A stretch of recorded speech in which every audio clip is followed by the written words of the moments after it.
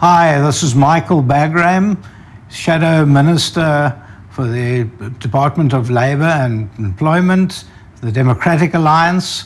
This is our Labour Bulletin. We are in our second one, and we've got some very interesting things to report this week. A lot of it is sad, unfortunately. We've just had the Minister of Employment and Labour come back yesterday and say that it won't be extended. The Ters, the emergency payment of the UIF, is not going to be extended into July. The other sad thing to tell you is that there's still people from April that haven't got their payment, which is pretty bad. It's horrific, in fact. We are now in the last week of June, and only now have the portals been opened to claim for the June payment. So we're already late for salary for June. And of course, no one's going to get any payment and at least until mid-July. And I'm sorry to give this bad news, but I think it's important that we speak to you and tell you what the truth is out there. There's also been a lot of fraud. We already seen the first anecdotal case. It's almost 7 million rand was stolen by an individual. They had to have been helped by someone in the UIF department for that money to go through, and the money was quickly dispersed out of his account, so it appears that there was a real problem there. So we are still getting hundreds and hundreds of questions every day, but keep those questions coming in, keep the queries coming in to me and to the bulletin itself. The Democratic Alliance undertakes to at least contact the Department of Employment and Labour on your behalf as an individual. We need to help people in South Africa access their monies. I am getting approximately 250 to 300 queries per day. And if we don't answer them quickly, we're going to have problems. People are starving out there. And as the UIF Bulletin, we want to make this work.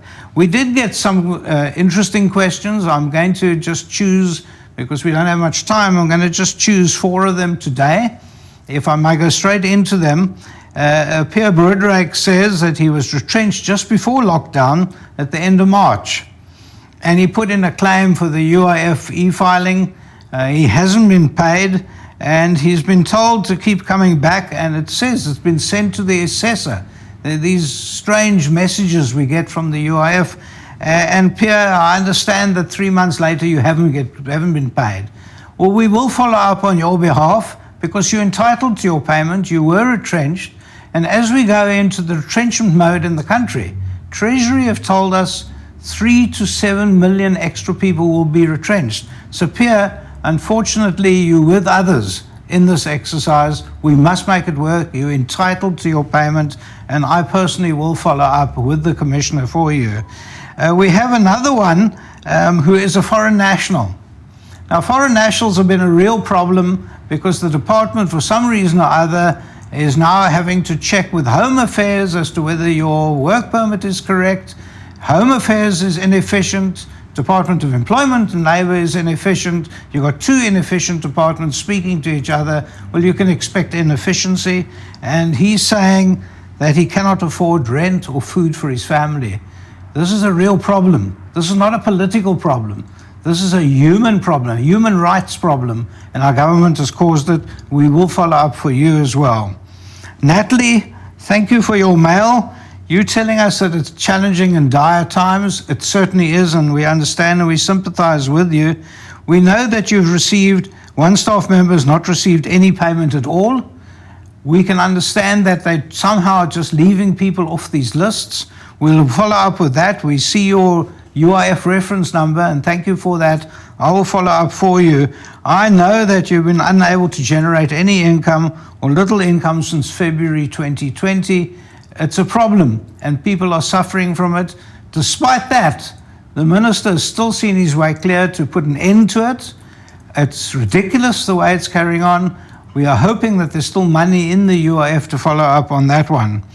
And then we have a lady, who's been working for a company who did submit in April, and the company have asked the staff to send individual emails to complain that we've not received UIF details since April.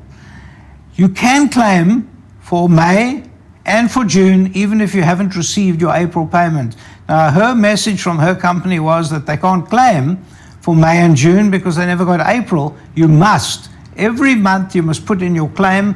You're entitled to 3 months. April, May, June 2020. That's what you're entitled to. And everyone must keep putting in their claims. And I like the idea of everyone actually writing to the department and complaining. So yes, go ahead and do that. It's absolutely correct. And then there's Gideon Skippers. Gideon, he says, I applied for the relief fund and I was declined. What should I do? Well, obviously the first thing you have to do is you have to find out why you were declined. That's obviously, and you need to ask, and there is an appeal process and we can help you with that. So Gideon, please, thank you for that question. I'm getting it all the time. What we're going to do from now on is obviously we are speaking to the Commissioner. I'm speaking to the Commissioner every day. The Commissioner has appointed also another fellow to help me directly, and I will undertake personally on behalf of the Democratic Alliance and you to try and push on an individual basis every time. So thank you for listening to me. Thank you. Every week you're going to hear more and more feedback from us. Please keep writing to us. We will help you as the Democratic Alliance. Thank you very much.